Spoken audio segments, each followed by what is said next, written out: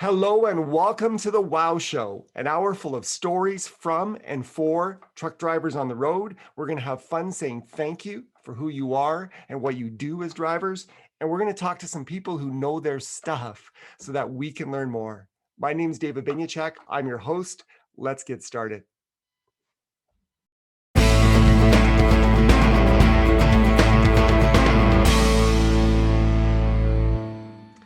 Good morning, Canada, US, wherever you're listening from. This is David and the Wow Show. Happy Monday to you. It's going to be a good week. I'm declaring that. I hope the sun is shining on your hood and on your soul today. We've got two cool things today, and they're kind of related. Number one, Richard Moore with Truckwise Compliance. Yes, I can speak.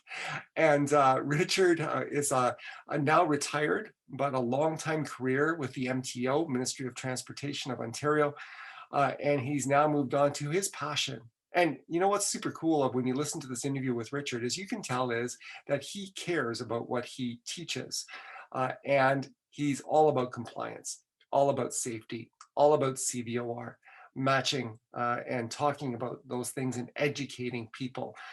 Because the truth is, the more you know, the less that these will be an issue in your life as a business or from a safety perspective and keeping you safe and healthy on the road. And so I think you're going to enjoy the talk with Richard. We talk about two things. He brings a lot of aptitudes, i.e. knowledge. There have been a couple cases in my life where I've gotten a ticket for something that I didn't realize was being enforced at the time. And when you get a ticket for something that you didn't realize was being watched, or you didn't realize was a rule, the reaction usually isn't pretty good. And I'm normally mild-mannered, but I have to confess, those irked me for a while. And so this knowledge is kind of cool. So aptitudes are cool, but then there's also attitudes. And I chuckled because, and this happens so often, I'll do an interview and with, a day before, 2 days before, a couple hours before, as in this case with Richard, I get a call from someone and they tell me a story about something that relates directly to the interview I'm just about to have. And maybe it's Murphy's Law, but I had a good friend call who's on the road and travels from the prairies down to Houston and back. And he was kind of musing about the fact that he was heading up to a check stop just before the border.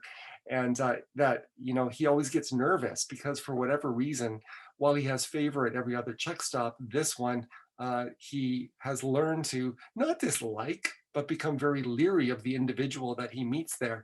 And we had a good chuckle and it turned out all to be okay.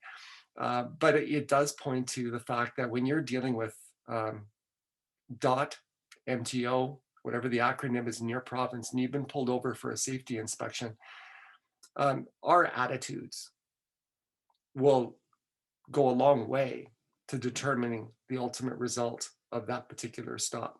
And they can't overcome everything, like complete negligence of safety and maintenance on our truck, but our attitude is so cool, and that was just reinforced. And so we're going to talk with Richard, and it's a really cool presentation. The replay will be posted, so you'll both see the audio and video tomorrow on the Wow Trucks channel. So if you're wanting to catch this or share his presentation with others that you're going to listen to, feel free to refer them there. Richard's saying is this, and he's going to end off his presentation with this, and sorry, Richard, I'm going to start off with it as well, because I think it links into today. It says, get the little things on track, and the big things will follow. So true in many areas, definitely true for safety and compliance. It's just little things so often.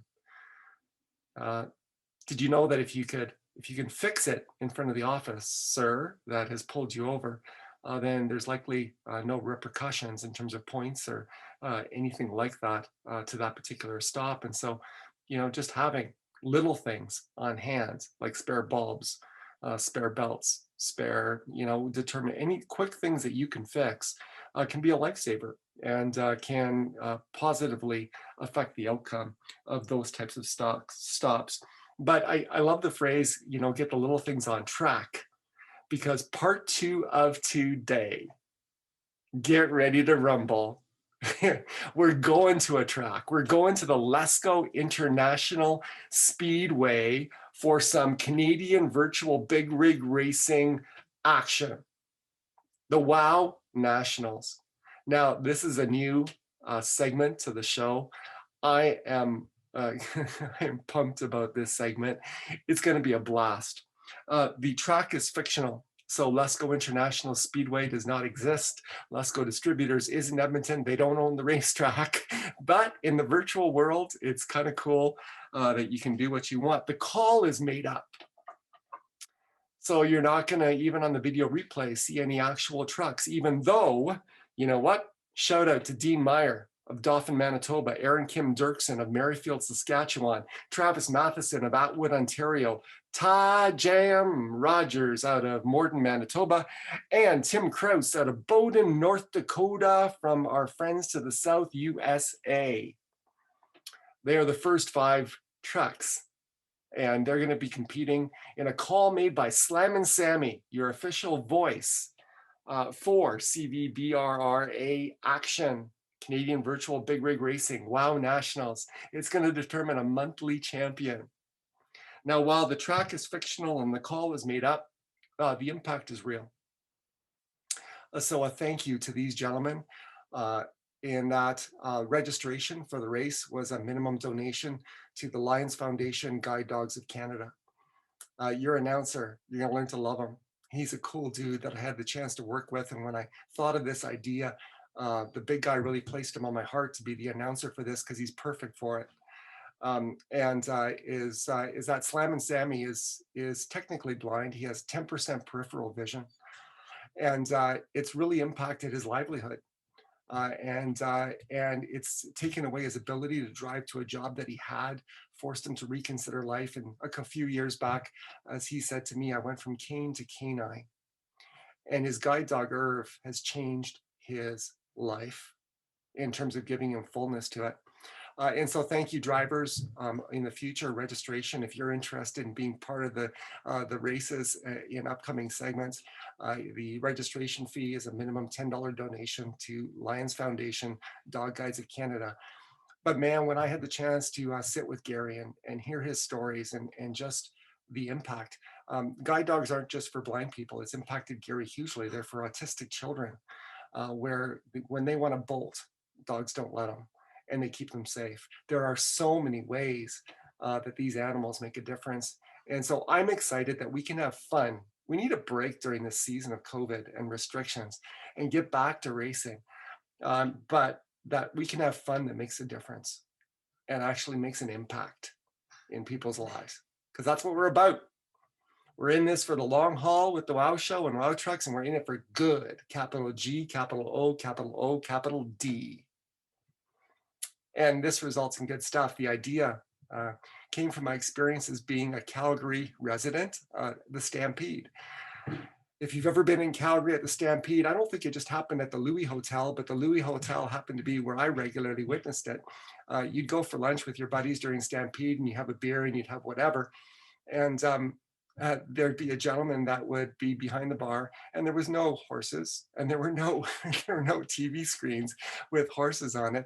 The call was completely in his head, and it was hilarious. It was suspenseful. It was fun. Like, it was just a good time, and you could bet on horses and with your friends. It wasn't a major Las Vegas operation.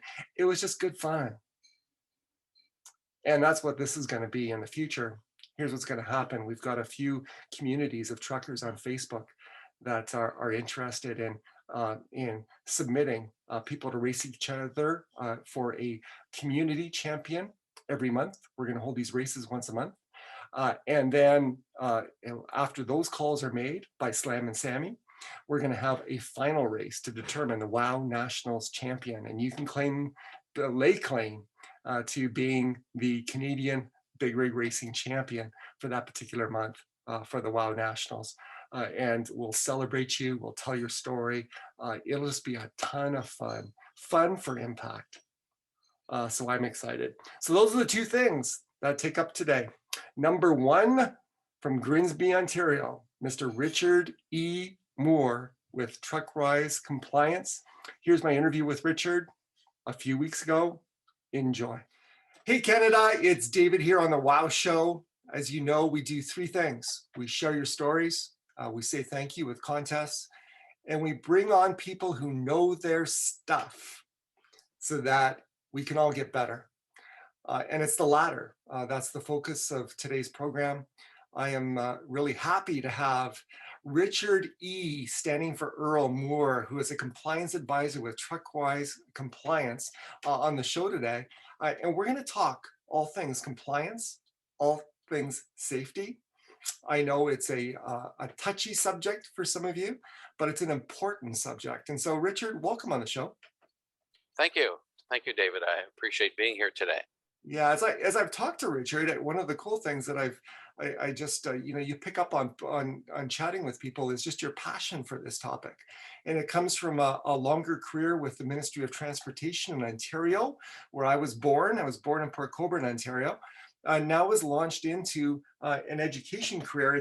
It's kind of, as I was looking at the badge, or the what do you call it, the shield for the Ministry of Transportation, safety enforcement education. Now you've been part of safety, you've been part of enforcement, and now you've had the chance to do education in the past, but now it's become your focus. And so you really kind of live in that shield.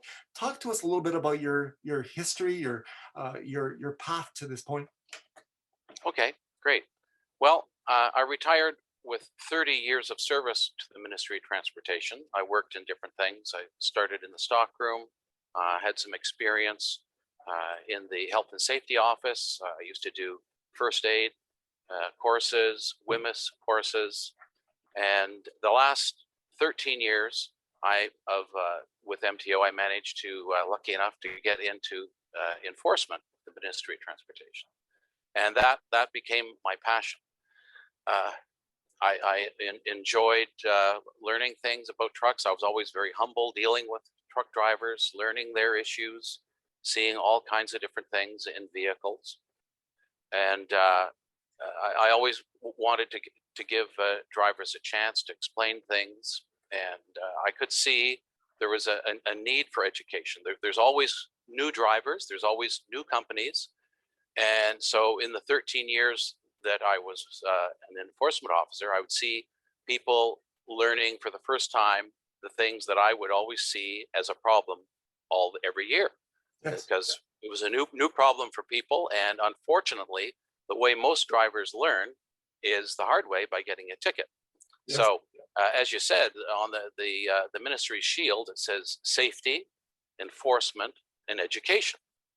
Now, unfortunately, for reasons I don't know, the ministry has not been replacing enforcement officers for a number of years. From like, I retired 7 years ago this July, and so like 3-4 years before I retired, they stopped replacing officers.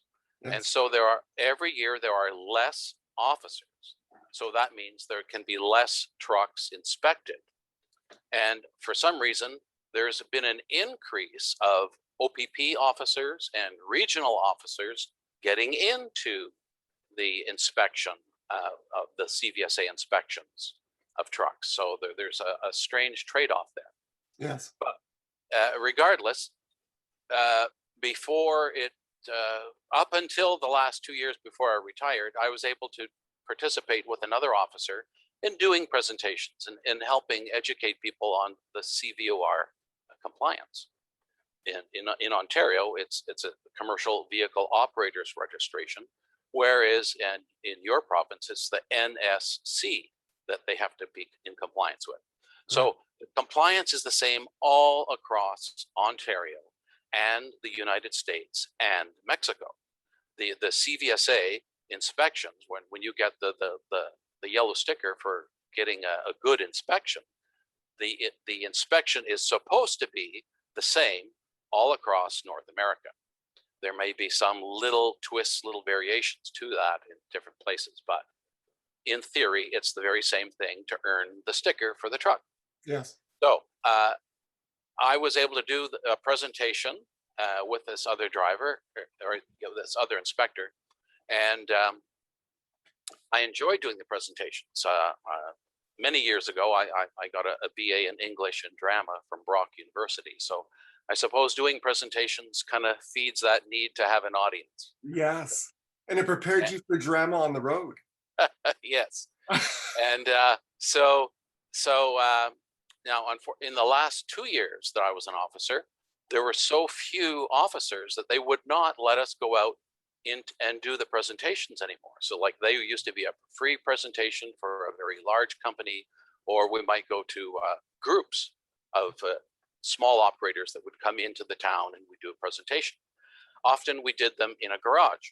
So I realized in the last 2 years, as I say, that there was not enough education going on, and there was this need. And as I say, because I enjoyed doing it, I decided in my retirement I would continue with the presentations.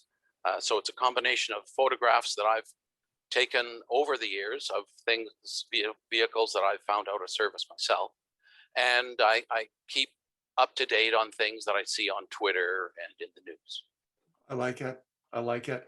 Now, and so it's kind of a nuance, but as you were talking, I was thinking of those three words: safety, enforcement, education, and in many ways, I mean, safety is the vision. As we talk a little bit about big picture of why people should care about compliance, because so many companies are acting far below what they know they should be doing. But I was just thinking of this picture. If you don't put education before enforcement, then you create a lot of hostile environments on the road, because with anyone, including myself, if I get a ticket for something I had no idea was an issue, that's an emotional problem. When people know better, Yeah. then you may not like what you're getting, but there's this sense of, okay, I'm going to accept responsibility for something I didn't know. And so, I feel tempted to take that shield and reverse those two words and go safety, education, enforcement. Because when clear expectations are there, then it really puts the power and the responsibility onto the owner operator, onto the fleet, to be able to do the right things, and their future, and it's in their control, which is That, where it should be. yes, it should. They need to know. There needs to be a lot more education.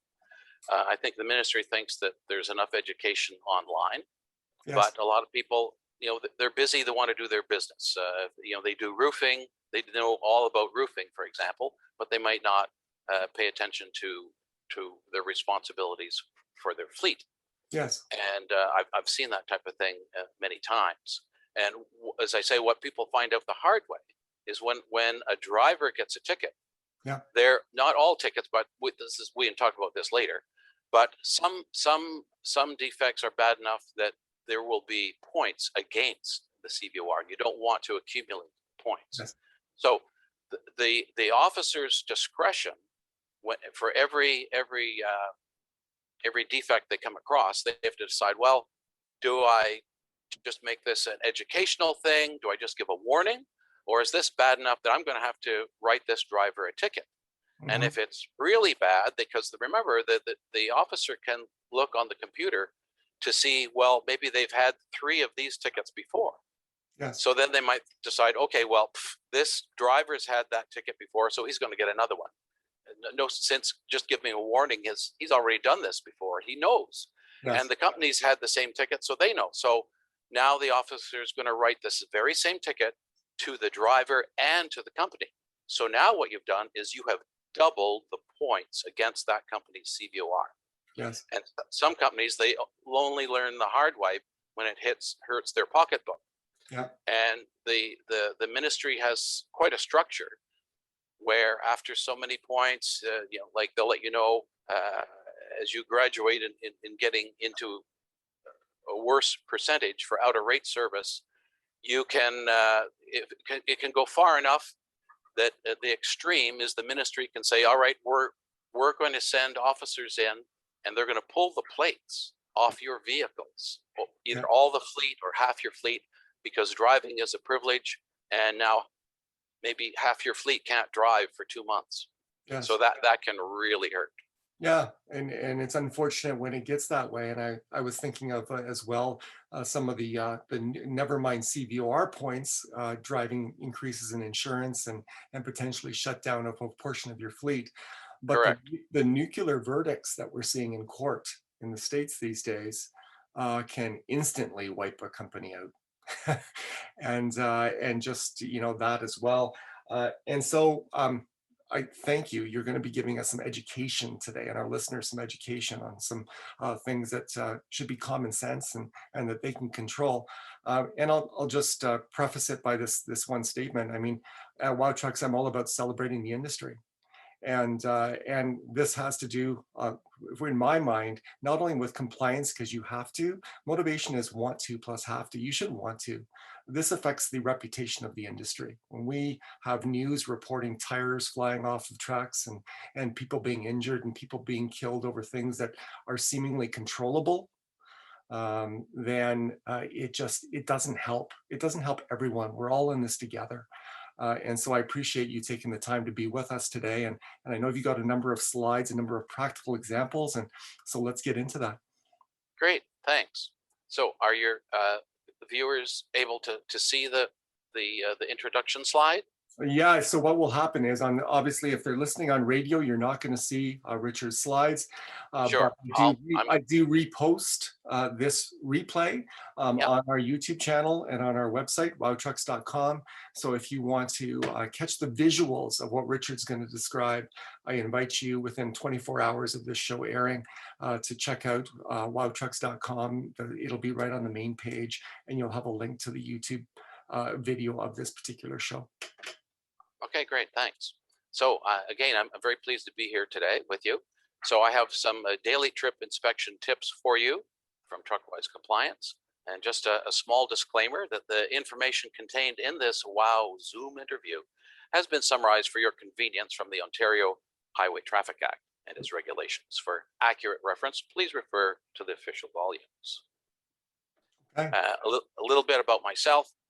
As I said, I've been with the ministry I retired after 30 years and 13 years as an enforcement officer. And then that's why I then decided to continue giving the education on these same important points for CVOR compliance. And I'm in Grimsby.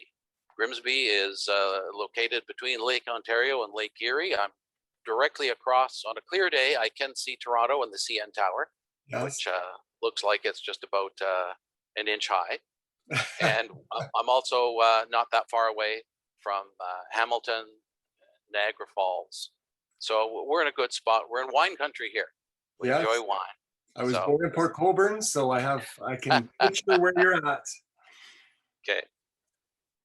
Now, I wanted to point out that for MTO and other enforcement officers, the radar is on commercial vehicles. So a commercial motor vehicle that has a gross weight or a registered gross weight of more than 4,500 kilograms, which is 9,920 pounds.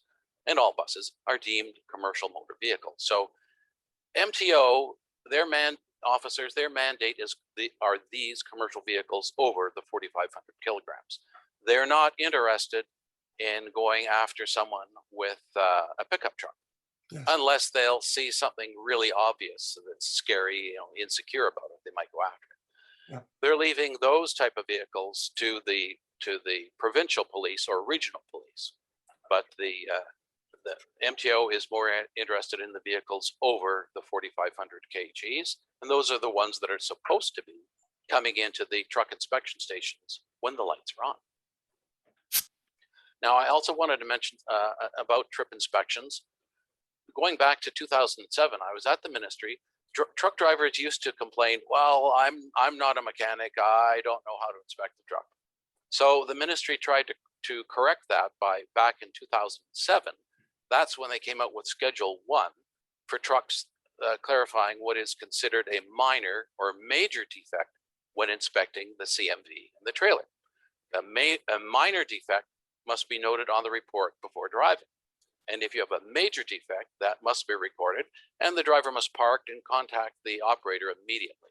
The driver is empowered to put their own CMV out of service, and it must be fixed where it is or towed away for repairs of major defects. So that's why the whole idea was to empower the drivers to put their own vehicle out of service. So if their owner tried to insist that, will you drive it anyway, that with the Schedule 1, they can say, hey, this is a major defect. I can't. I'll be in trouble. You'll be in trouble. We got to fix it. Yeah. That was the intent of making it easier because, of course, they don't expect all drivers to be mechanics.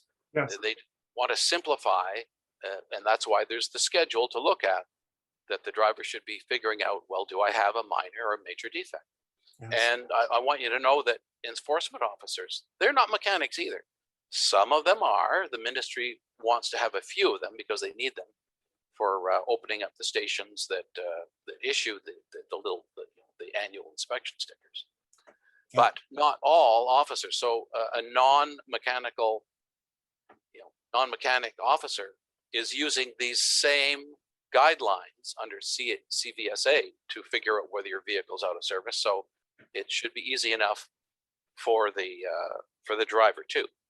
Except, of course, we know the drivers aren't going to be crawling under the vehicle. The officers will do that, but the easy things to find should be visible to the driver as they are to the officer.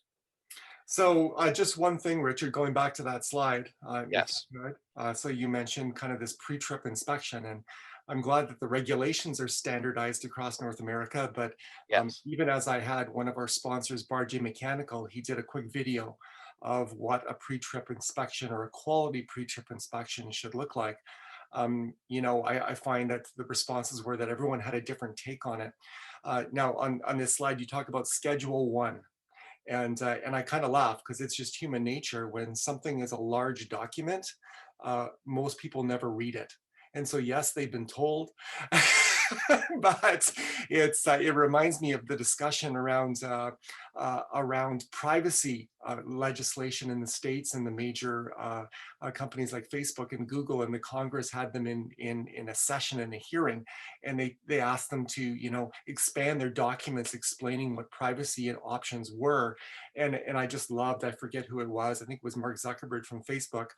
He just said, how many of you have read your contract with your telephone provider? Nobody raised their hands. Do you have any recommendations around videos, around access to resources that would help efficiently communicate this to people? You can Google it, but I'm glad you raised this point because it's even simpler than that, David. Okay.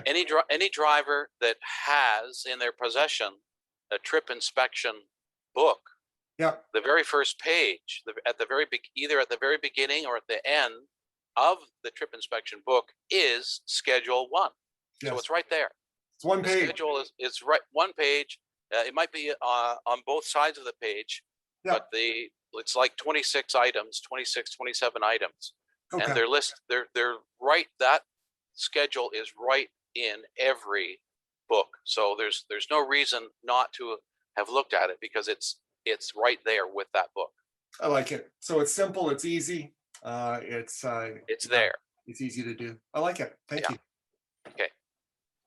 So tires, I found tires were the biggest problem in the years that I was an officer, and years that since I've retired.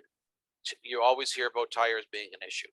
Mm-hmm. I mean, if like in these pictures, if the steel belting is showing, that's out of service. It doesn't even have to be a lot. Like I saw one, it looked like it was a vehicle, like a rover on the moon. It was the whole thing was shiny. It was all belt. There was no rubber. Wow. That should never happen. Wow. But in the one example here, you can see where it's worn out in the middle because the whole tire is worn down. And the other sample is called cupping, where it looks like you've taken an ice cream scoop down the side of the tire to show where the steel belting is. So if you've got steel belting showing, that's out of service. Okay, and that makes sense. Yeah. Tires. I have a few slides for you. I wanted to talk about wheel offs.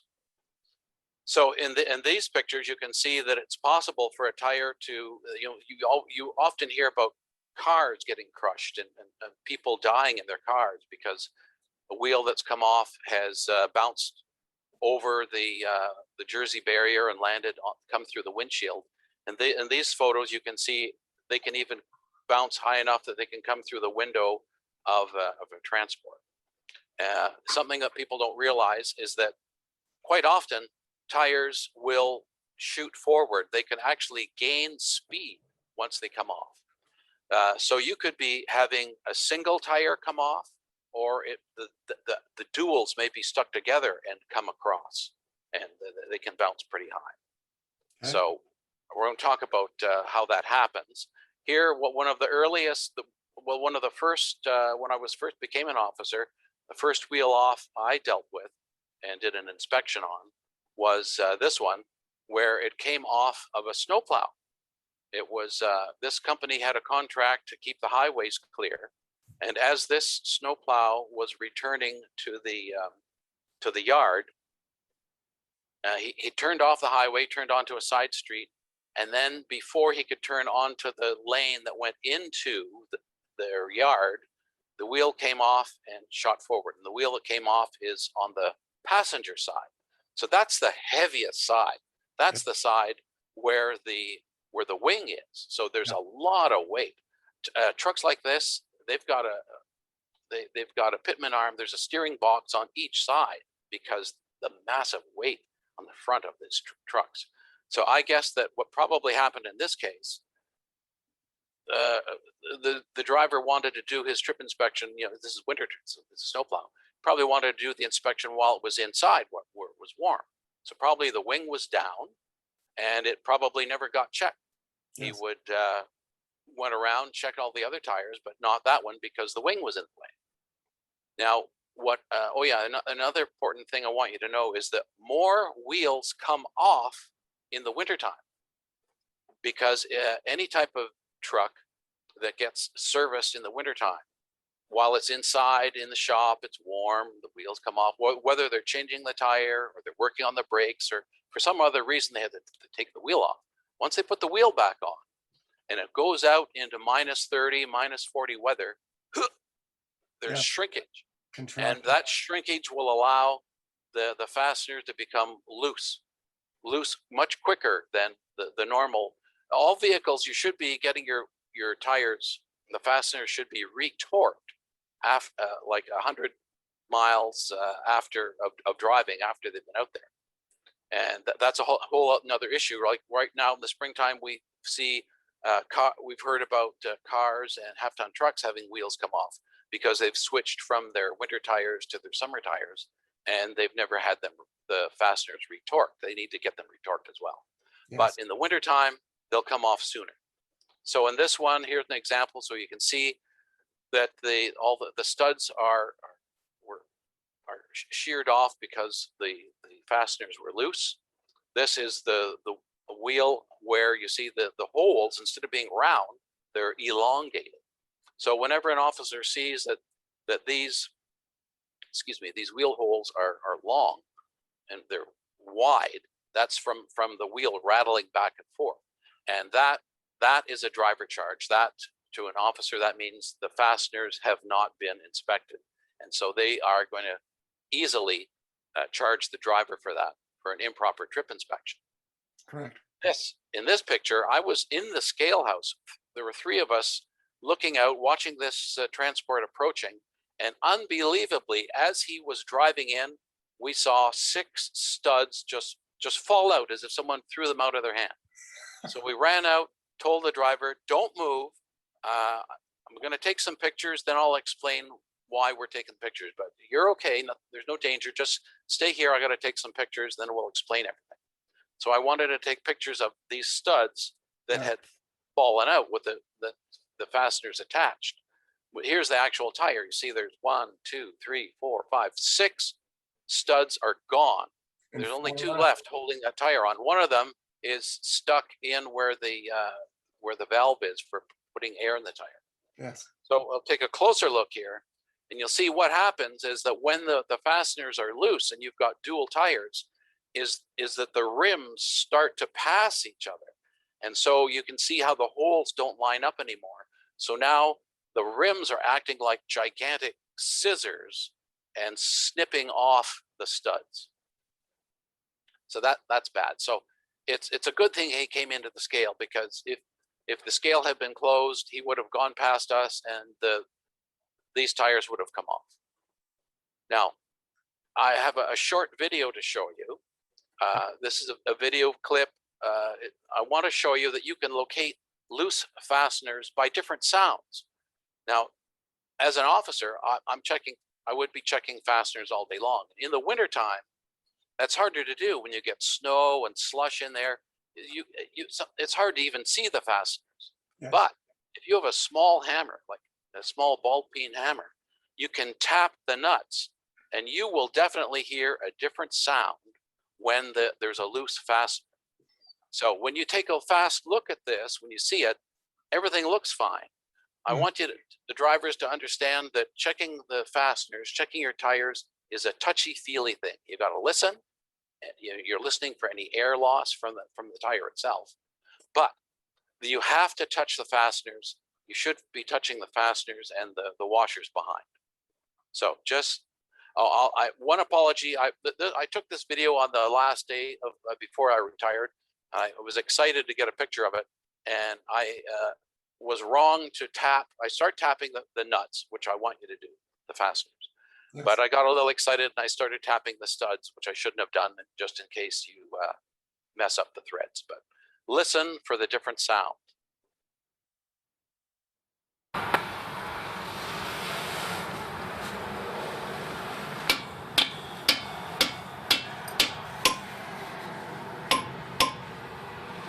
Totally different sound. One's hollow, one's not. And I can turn the washer by hand.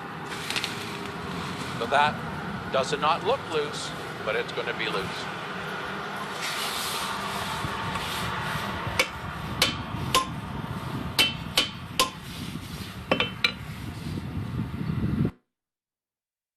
Now, fasteners can also come off of small trucks. This one that's in my left hand, I just went to turn it and it snapped off. Yeah. It just snapped off, and you can see it's rusty. So that means that it's been rusted off for a while. So no one ever touched it. And the one on the right, you can see that the nut is gone, and the stud is broken off, and it's rusty. Now I got to tell you that dirt and rust, mud is your friend, and dirt is your friend. If you've got something loose, you'll see something shiny if you got metal rubbing. Now, for an officer, if they see something that's rusty like this, then that's going to be an improper trip inspection, because that's rusty. So that would have looked like that when the driver did his trip inspection. If it was a fresh snap, then it's going to be shiny. And then in that case, you could believe, okay, it was all right when the driver did his inspection, but now it's broken off and shiny. So I'll give him the benefit of the doubt that happened while he was driving. Yes. Which also makes a valid point that whenever you take a break, if you stop somewhere, if something you're going to drive 3-4 hours, you stop to pick up a coffee, take a moment, walk around your vehicle just to make sure that everything is still there where it's supposed to be before you continue on. Yeah. Another thing I wanted to mention here there are some plastic devices that you can buy to help you, let you know if the fasteners are loose. These are the been on the market the longest, the arrows. There's these little pointy things you can snap on to the fastener, and the idea is you either make them point to point or make them go in a circle, and then when you walk around, if you see that they're not aligned the same, then that's going to indicate that the fastener is loose. It's a nice visual. Yeah. There's another product on the market called Safety Lug Locks, which are supposed to go another step better, and that they hold one nut. It's a flat strip, and it'll hold two fasteners in alignment together. So depending upon how many fasteners you have, you might have 3, or you might have 1, 2, 3. You could have 5 of them. So, but here again, these are not foolproof. Yeah. A driver still has to look at them, like seriously look at them, because there are pictures on the internet where a driver still needs to check the fasteners and washers by hand, because both these techniques have failed. There have been there have been vehicles stopped where they're still missing nuts with both of these fastener devices, because a driver still has to look at them. It's still worth looking at them. And for those of you that can see it, the safety lock ones, you can see, even though they cover most of the washer, in this case where they're loose, you can see it's shiny where the washer has been vibrating. Yes. Yeah, it's quite evident. And another thing here, another thing that can happen, if it's not a matter, you can only hold the driver responsible for the fasteners because that's something they can see if they're loose. What a driver can't see is if something goes wrong with the bearing. Now, in this case, I've got a picture. I had an OPP officer he called ahead and he told me he was bringing in a vehicle with a smoking tire. And I was excited to take this photo. I thought, I really shouldn't be standing in front of this tire because once it stops, it gets hotter. But what we're looking at is a red glow of heat in the center. And there's actually a piece of metal has melted off and dropped down inside the rim. And the picture on the right is what it looked like when it cooled off. Yeah. And so it's obviously out of service. And that, when the mechanic came to fix it, I told him, don't go in the inspection bay. I don't want, because the tire could, the whole thing could catch fire. The trailer could be on fire. I said, go down to the out of service area. And when the mechanic came, his impact wrench could not remove the fasteners. He said they were welded on. Wow. from the heat, the intense heat. So it had to be put on a float and taken into town. He could not remove it. So when I look at something like that, and of course I'm not a mechanic, but that just points to me a lot of neglect over time to reach a speed like that. So in this case, it's the operators that's at fault. Here it is. Here's a picture of it when it was cooled down. And he's carrying this international, like a container full of stuff. And he was going from Toronto to Thunder Bay with this load. And it turned out when I did research, because it had an American plate, but it was an Ontario truck pulling it. And the driver was not the owner. He was someone who was hired. And long story short, he bought this trailer in the States from an estate sale and never serviced it. So it was a trailer that sat for years. The driver died, and finally the guy's wife decided to sell all his old equipment. Mm-hmm. So this had been sitting for I don't know how many years, and then this guy bought it and immediately decided to drive all the way to Thunder Bay with it, and never had the trailer service. So that's why the wheel seal was defective. And so if the tires don't come off, then you can cause a fire. You can either lose your tractor or lose your trailer to the fire. Yeah. Because the intense heat. Because once the grease is gone, it's just metal on metal, the bearings, and it just creates a fire. I've witnessed a few over the years on the road, and there's something you want to avoid. Yeah, and I've been called out to a number of them. I've talked to officers that I know that are still working in North Bay. That's where I was an officer at the Wassy Scales, and each officer goes to at least 3 or 4 wheel offs in the winter. Yes. But they do go to them in the summer as well. So here's what you can see. So as soon as an officer finds this, this is a picture showing that what's left of the that you can see that it's just melted. You can see that it's a disaster at the wheel, and so that's why that's an officer charge. Excuse me. That's why that's an operator charge. Yes. Not to the driver. Other things that can happen is springs. When you pop the hood, you got to look to see are all the springs there. And here we're looking at one where half the top spring, the main leaf, is gone, and it's rusty. So it's been like that. And I just opened up the hood, and there it was like that. And this guy was carrying fuel. It was a fuel truck, and you'd think that carrying fuel, you'd be a little more concerned for yourself as well as everyone else on the highway, that the tanker you're pulling, is highly explosive, that everything is safe. So this is an improper trip inspection, and a charge to the driver. Quick question for you, just a Yes. general question. Yeah. Of the trucks pulled over, what's the percentage today, and what's the trend of percentages where you actually need to write up an infraction? So for, if 100 trucks are pulled over a day on average, how many trucks are cited for an infraction? Would you know? I can't answer that. Okay. I'm not sure. Okay. What I can tell you is that when I was an officer, we went through a recession, Yeah. and when there was a recession, the first thing people do is cut back on safety and maintenance. Yeah. So to save money, because they don't have the money to do it.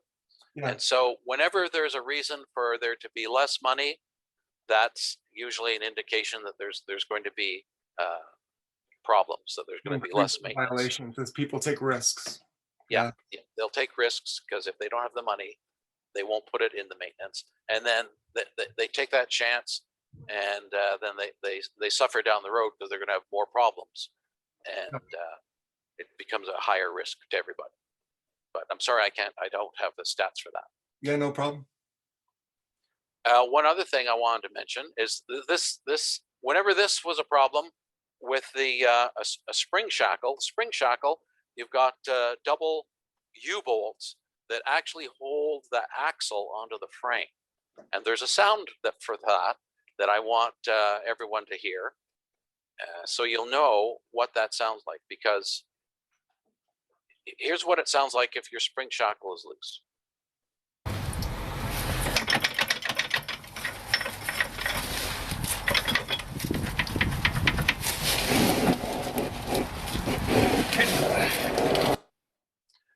So if one summer I was working, and whenever I would find those, I would shake them like crazy, because your driver during the inspection is in the cab waiting for instructions to apply the brake and that type of thing. And it was summer, and I knew he had the window down, so I shook the thing like crazy. And he comes running to the back of the truck and he says, "What's that sound? I've been hearing that all week." So he could have lost his axle. They could have had a horrific accident. If you hear something and it doesn't sound right, check it out, because it could be something that's really bad, like this. And I'm not supposed to just turn the music up, Richard? no. And in this photo, you can see, this one I did take, you can see that when it's loose. So even if you can't reach in and shake them yourself, for heaven's sake, use a flashlight. Officers always use a flashlight, even in the daylight, because you need it, because it's shadows under there. Yes. Use your flashlight, look under there, shine the flashlight on your spring shackle. And like in this picture, if you see a mark that there's from something moving back and forth, and that's indicating that it's loose. So that's an out of service. You gotta get that fixed, because you don't want your axle going wonky on you when you're driving down the highway. Yes. And that's I can save the other one till if you want to talk about it. Yeah. So Richard, we had put out a contest around naming the at least two of the top 3 tickets that are issued.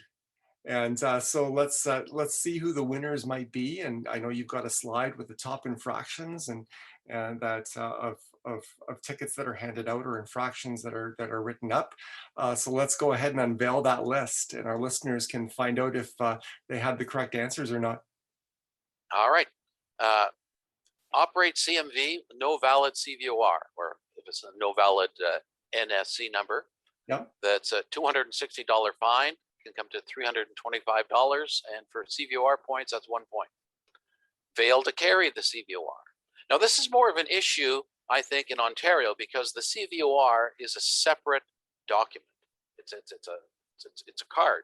You're allowed to carry a photocopy of it.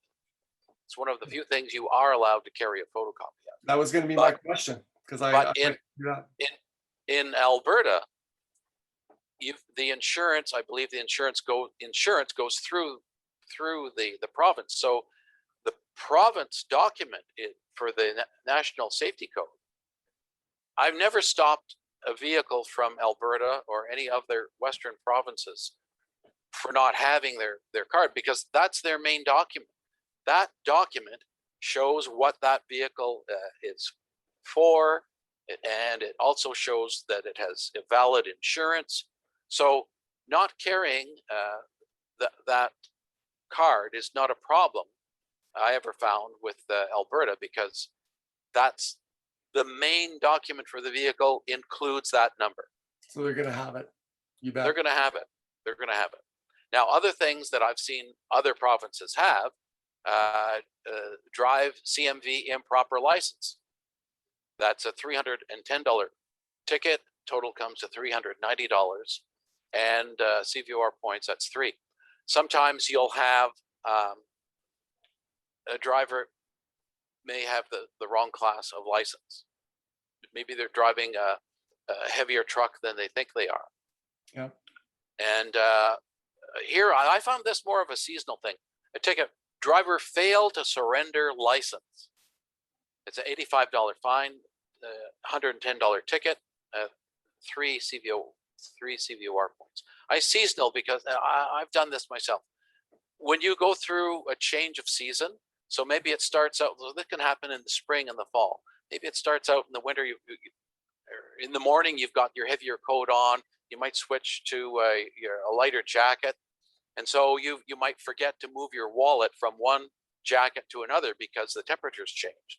Yes. And a driver might have traveled across into another province now. Mm-hmm. And if he's without his wallet, now he's in really big problem, because now he can't even buy gas. He can't buy his lunch. It can be more serious. Yes. So those are the types of things that happens. Okay. Another problem: drive while under suspension. Drivers, many a time I had a driver completely mystified. I didn't know my license was under suspension, and that can be 5 CVOR points. Now, if you got the wrong license, or your license is under suspension, now you are out of service. You can't drive that vehicle. Someone else has to come drive it. So it could take a while before they get hours before someone gets there. You've got a precious load that's not getting to its destination. It can be very complicated. But I'll tell you, anytime I stop someone and their license was under suspension, it was never the first time. It always seems to happen. I would see it. They're listed for 3 or 4 times. So someone whose license is under suspension, it can be for unpaid fines. Maybe you got parking tickets you never paid for. Maybe family you haven't provided for your family, so they've caught up to you that way. Okay. Yeah. Those are things that can happen. Those are just a top few. I like it. And then I see various things like, defective horn, and a number of just smaller defects.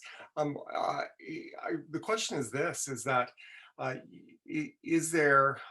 there some things the driver can do, almost in terms of carrying sort of a kit with some common replacement parts that, if they're caught and genuinely they didn't realize a light was out, or a tailgate light, or is there some common sense things that a driver should automatically have as spare parts in their truck, so that might, even in a situation of being pulled over and being shown that something wasn't working, if they had it and could replace it right away, would prevent them from getting a fine or any points? Yes, that's a good question. I'm glad you brought that up, David. The easiest thing they could carry are spare bulbs for their brake lights and turn signals. A common problem, which I'd always shake my head, checking the back of a transport, asking the driver to turn on the left turn signal or the right turn signal, and there's no turn signal. Well, they're out of service right there. Yes. And that's going to hurt them. It's going to delay them. And if you can fix it, if an officer's doing a full level 1 inspection, any defect you can correct on site, they are then obliged and very happy to, once you've corrected it, give you the sticker for your vehicle. So you can, even though you've had a defect, and which could, as I say, being a turn signal at the back, you fix that, you get your sticker. Yeah. So it's like you get a slap on the wrist, you're out of service, but hey, here's your reward. The truck still gets the sticker. So You're- carry spare bulbs, because a problem I've seen ongoing is that some drivers will, not all, but some will cheat and try to take a shortcut. Everyone likes to take a shortcut if they can. They'll take a shortcut and turn the four-way flasher on, thinking that they are testing their left and right turn signals, and you're not, because that's a completely different device. It's a completely different mechanical way that things are done. So you've got to check your turn signals with the actual turn signal. Same with the brake lights. People, drivers have tried to check other ways of not actually using their brake. You have to. The best thing you can do, I'll tell a driver, is if you have a short piece of hockey stick or broomstick, something that you can push against the brake pedal and against the seat, or under on the brake pedal and underneath the steering wheel. That now you can walk around your vehicle if it has air brakes, listen for any air loss from any of the airlines, and check to see if your brake lights are working. Yes. Because some drivers might try to use their Jake brake thing, or they'll try to use another braking device, which is not the way they stop, because that's not what the way they pull. When they want to hit the brake, they use their foot. That's why you have to use the actual foot on the brake. Yeah, no, it's good advice. Knowledge is power. Knowledge is power, and that's what you provide. So Truckwise Compliance, tell us about it. I know COVID has impacted your ability to be on site. As it has for the leadership training that I do. So we both have that in common. We're trainers. And COVID has said you won't do that for a while, at least in person. How have you adapted? I've tried to adapt. Like when I do an in-house presentation, and usually I'll do it in a garage. So like I have my own projector, my own projector slide table. I'm used to doing in-house presentations in a garage setting for the drivers. There could be 15, 18, 10, it depends. And then I like to do a mock trip inspection with their own vehicle and trailer, something from their fleet, and do a mock trip inspection with them with that. So I'm hoping that things can improve, but it's not improving yet, is I'd like to be able to do, in the better weather, do the in-house presentations, hopefully with everyone wearing masks, but with the garage doors open, or possibly even on a nice day, do the whole thing outside. We could do that. Yes. But it's a 3-hour presentation, which I feel is too long for a Zoom presentation. So I've broken my presentation down into 3 segments. I got Zoom 101, which is about annuals and CVOR. Zoom 102 is about trip inspections and hours of service. And Zoom 103 is about load security and driver's licenses. So each one is approximately an hour. And I haven't had any takers yet. I'm still hoping to make my way with that. But through LinkedIn and Facebook, I've been advertising that. Yeah, and it is important. I mean, knowledge is power, and it saves, not only money and cost and downtime, it saves lives. Yes, and as I was saying, my concern, like I would use my busiest time is springtime, when companies are hiring new drivers, whether they be students or just new people getting into, like maybe it's a landscaping company and people who tend to do more work in the spring and the summer. Yes. So because I haven't been able to they've not been able to bring me on site, that means, and I have some counterparts that I'm friends with in the Toronto and Brampton area and Parry Sound that do also retired officers doing what I do. Yes. They've not been doing anything either. So that means for over a year, we've got people that are working out there that have not had the benefit of anything extra that their employer may have told them. Yeah. And something I mentioned to you earlier when we were talking privately is that there's always a turnover of drivers. People go from one company to another. You got supervisors that go from one company to another, or maybe they get promoted and instead of being a supervisor, now they're a manager and they're not involved with the drivers anymore. So I have had some clients where they've had me back every 2 years because of the turnover. That they start getting more tickets, their CVOR gets in trouble. They think, oh, we better get that guy back here. We need some more training. Yes. So during COVID, there's a lot of training not taking place. Correct. And it has consequences. You can choose not to, but the consequences are normally there and they impact every part of your company. What regions do you serve? You're in Grimsby. Obviously, with these Zoom sessions, you can be North American in Yes. nature. Yeah. Yes, But I could be anywhere with a Zoom presentation because, as we mentioned earlier, a CVOR has the same thing as an NSC number, and all inspections, all the trip inspections that drivers do are supposed to be the same all across North America. So yes, they're all related that way. yes. So if someone wants to connect with Richard and engage you for what you do, because it's important, what's the best way to do that? Your website, telephone number, email? What's the best way to connect with you? My two ways: my cell phone, they can text or call. Okay. My cell number is 705-498-3076. And my email is richard@truckwisecompliance.com. Okay, perfect. Simple enough. And those links for you listeners will be up on wowtrucks.com with the replay of this particular episode. And so you can go there. If you're driving, please don't jot it down while you're driving. But you can go and connect with that afterwards and get in touch with Richard. I appreciate, I love, I mean, a lot of people look at this as not exciting. But it's important, and I love the passion that you bring to it. You obviously have an interest for what you do, and it's important for the reputation of this industry that people get this stuff. And it's some easy stuff today. I learned a lot just even in these 30 to 45 minutes that we've been together. And so, Richard, thank you so much for sharing your knowledge, sharing your passion, and listeners, you've got a great resource in Richard. To help improve the safety and bottom line of your fleet. Thanks, David. I appreciate being here. As I say, I've been kind of pent up, anxious to talk to someone and share, even for free.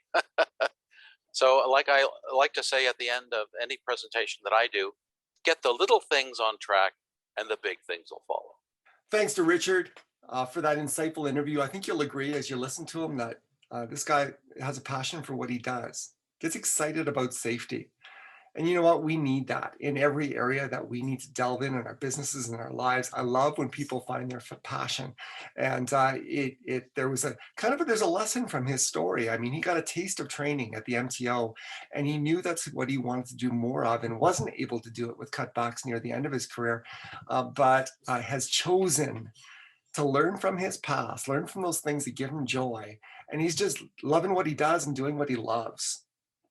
And those are the sort of people that I'd like to engage with. If you need safety and compliance training, could be an asset to your company, please reach out to Richard. His cell number again is 705-498-3076 or Richard at Truckwise. Why do I have trouble saying that? Truckwise Compliance. I sound like Elmer Fudd.com. Truckwise. Truckwisecompliance.com. You're not going to forget it. So that's good. So thank you, Richard. Are you ready to rumble?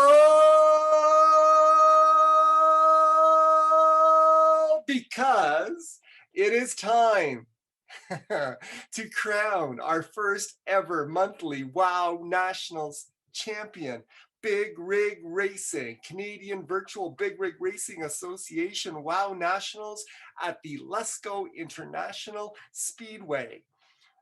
The Speedway doesn't actually exist. The call is in Slammen Sammy's head, the voice of CVBBRA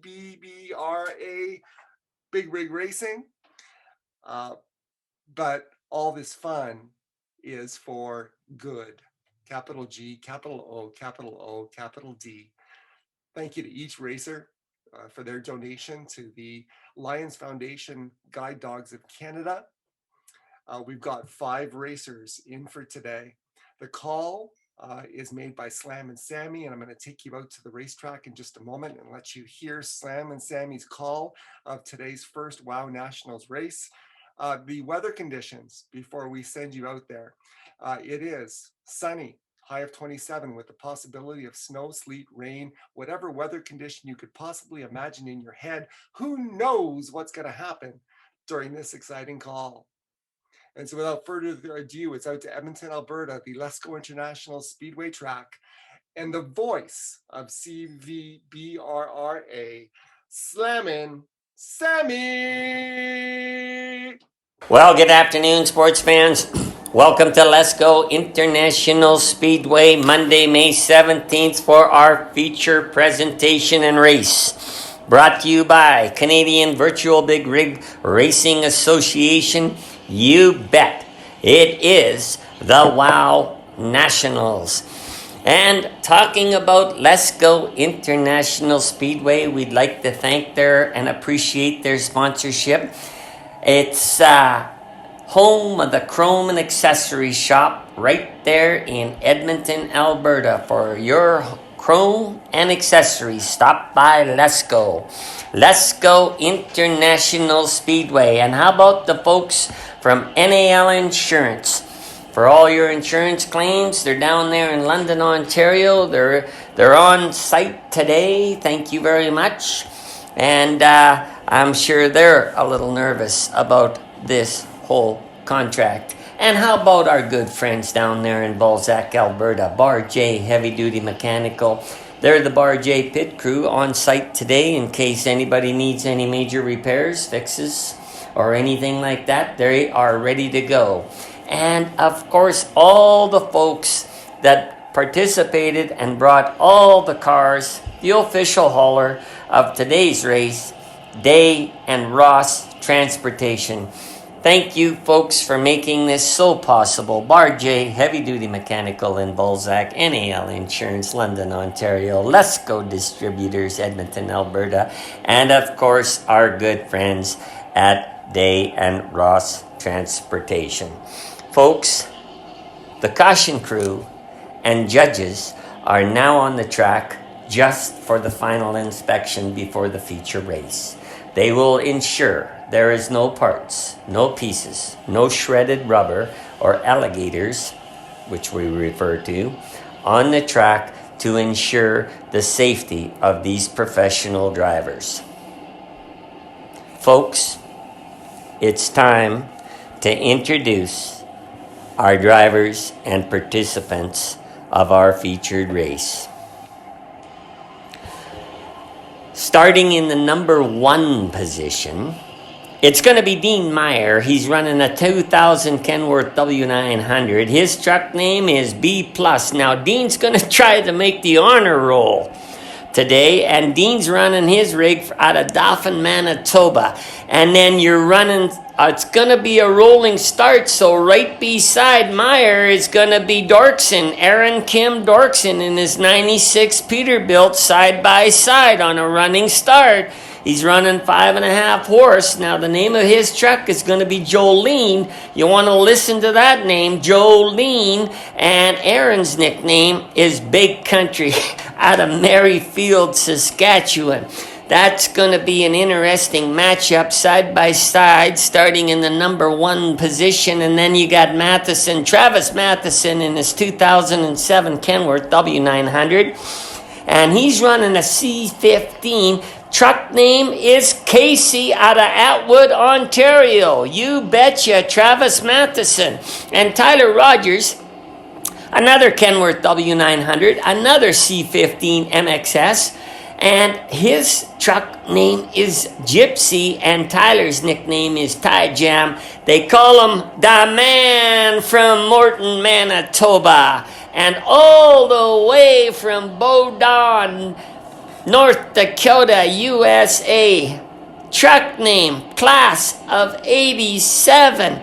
Nothing but styling and profiling in his 87 Peterbilt 359 is our good friend, Tim Kraus. Folks, the trucks are on the track. Our starter today is Jake Hasseltop, right out of Prince Rupert, BC. Now, the reason why Jake's a good starter is I've never seen a man so tall. If he ever fell over, he'd be halfway home. Jake's going to get him lined up. We're going to pair him up. You got Meyer and Dorkson side by side in the number 1 position. You got Matheson and Kraus side by side in the number 2 position. And Tyler Rogers is going to have his handful because he's going to start in the 3rd position and he's going to have to crawl his way through the pack. Folks, they're idling around the track. Hasseltop's getting them ready to go. The green flag's up here. We're getting ready to go. It's going to get real loud, real quick. They're coming around the 3rd corner into the 4th and final turn before the flag. When it goes down, the pedal goes down with it. Here we go. It's a race time. There they go. It's Meyer and B Plus out in front by about 1.5 hoods. Jolene's right along beside him. Casey's in 2nd spot, side by side with Gypsy, and looks like class of 87 is 5th away from the front. I'm sure they're going to test out the track before anything starts to happen here because there's going to be lots of contemplation and lots of action. And what we plant in the soil of contemplation, we shall reap in the harvest of action. And I talk about action, we've got action already. It's Rogers riding high on the outside now. The man from Morton, Manitoba has gone from that 3rd position up to 2nd already, and Meyer has dropped back. The B Plus is in 2nd with the Peterbilt 379, Big Country and Jolene. Oh no, he's inside along the rail and he's dropped back to 3rd. I'll tell you what, folks, we've got a moving parking lot out there today. And here they go. And Tim Kraus in his Peterbilt 359, class of 87, he's eyeing everything up, but he's decided to go high on the wall. So high on the wall is Kraus in class of 87. He's going to come down, I'm sure, somewhere along the backstretch is what he's looking for. And what he's looking for is to slide in there like a greased eel and take over 3rd spot. Look at him go along the backstretch as he picks up speed. It's Kraus in his class of 87 going by the 4th position, which is Aaron Kim Dorkson at this time. Big Country out of Maryfield is going to drop back into 4th. And look at Kraus, class of 87 has moved up to 3rd. But can Meyer hang on to his 1st position in B+? I'll tell you, we got a truck race going on here. Oh, hey! Let's pick it up. I'll tell you what, you got Aaron Kim Dorkson. I'll tell you, he's busier than a puppy in a room full of rubber balls back there because he's all the way back to 5th trying to make some room on the inside. I don't know if there's any room there or not, but let's check it out. Look at Tyler Rogers now. This gypsy's decided to pull tent and move out of town. Here comes Casey. Yes, the silent horse. He was sneaking back there in 4th, and he's alongside the 3rd rig, which is now Jolene. B Plus has dropped back into 2nd, and class of 87 is charging hard and moving fast. I'll tell you what, if you're gonna get the grief, you might as well get the gravy. Let's get this thing going. Here we go. So let's pick it up from the top. Right now we've got Aaron Kim Dorkson in 1st spot by about, I'd say, a bumper or 2. Then you got Matheson right behind him in Casey. So you got Jolene, Casey, Gypsy, and B Plus, and of course class of 87. You've dropped back again. By gosh, this thing is up and down like a fiddler's elbow. Well, as they go into the corner hard, by gosh, by golly, it's Travis Matheson and Casey. Gypsy's charging hard inside the middle, but he's boxed in there a little bit. And look at the class of 87. The Nodak legend is starting to work.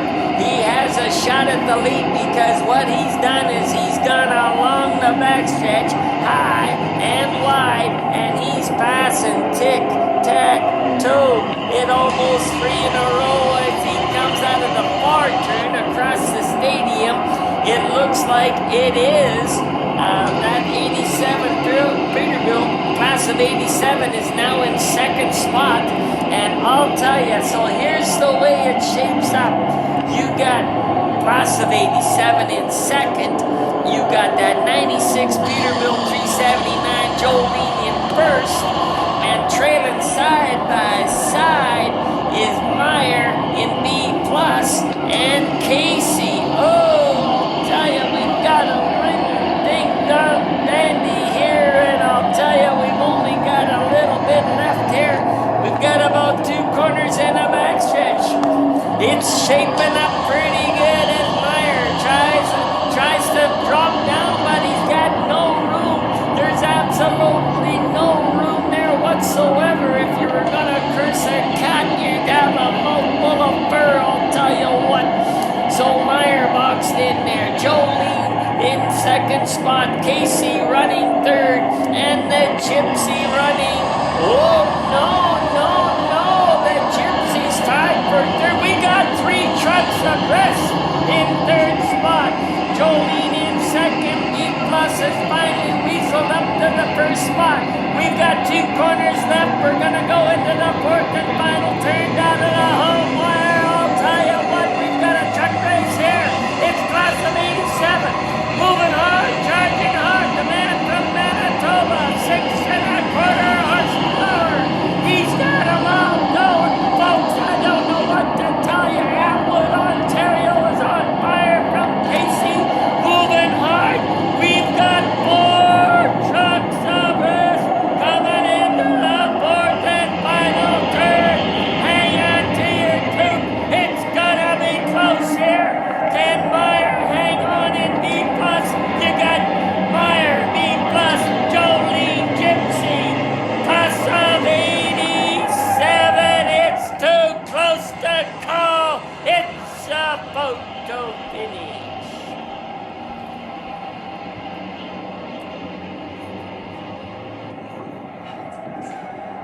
Stand by for your official results. Stand by for your official results. Folks, while we're waiting for the official results, we'd like not only to thank our sponsors today, RJ Heavy Duty Mechanical, NAL Insurance, Lesco Distributors, and Day and Ross Transportation, but also our participants. Dean Meyer from Dauphin, Manitoba, Aaron Kim Dorkson from Merrifield, Saskatchewan, Travis Matheson out of Atwood, Ontario, Tyler Rogers, the man from Morton, Manitoba, and of course, all the way, our southern friend, the Nodak legend, class of 87, Tim Kraus. These gentlemen made a contribution to register their trucks in today's race, the Canadian Virtual Big Rig Racing Association, which all contributions go to the Lions Foundation of Canada Dog Guides, serving clients not only in the need of dog guides in Canada, but the US, North America, and around the world.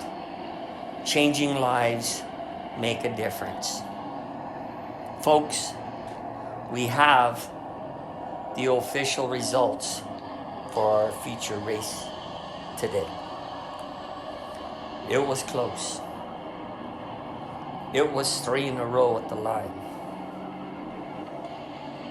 Crossing the finish line was Big Country out of Merrifield, Saskatchewan, Jolene, coming in second.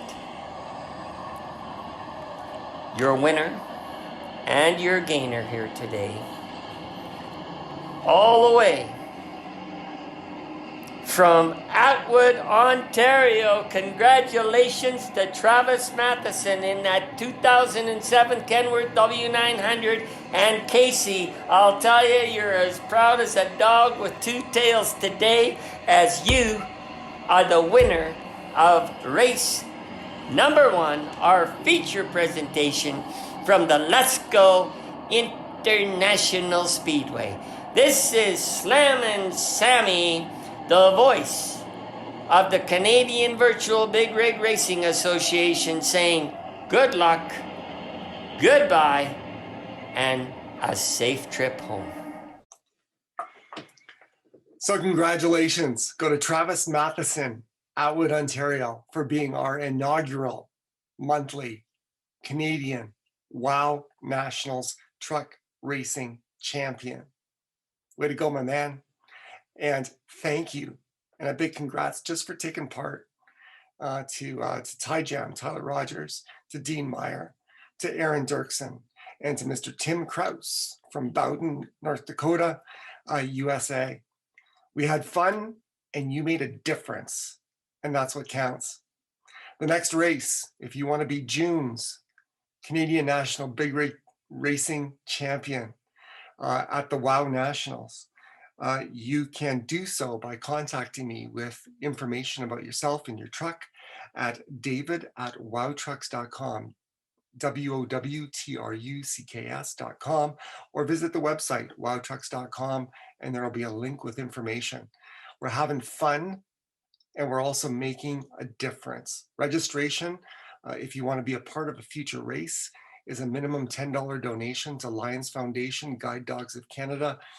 It's an incredible organization, and it supports the passion and personal story of our voice of this big rig racing, Slammen Sammy, who donates his time to call these races. And I'm just pumped that we can support what's behind his passion and his heart, and something that's really transformed his life. So big rig racing, it's here to stay. June 21st is the next race.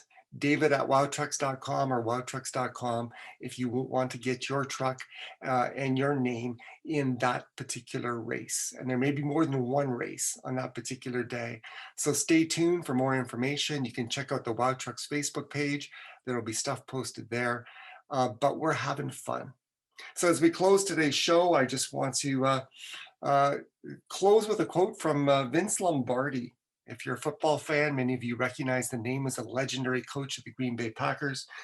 He said this, he said, the quality of someone's life is in direct proportion to their commitment to excellence, regardless of their chosen field of endeavor. Kind of formal words, but it talks about the power of commitment. And that's what we celebrate on the show. Are the men and women out there, professional drivers, who commit to what they do every single day, who carry our economy on their backs.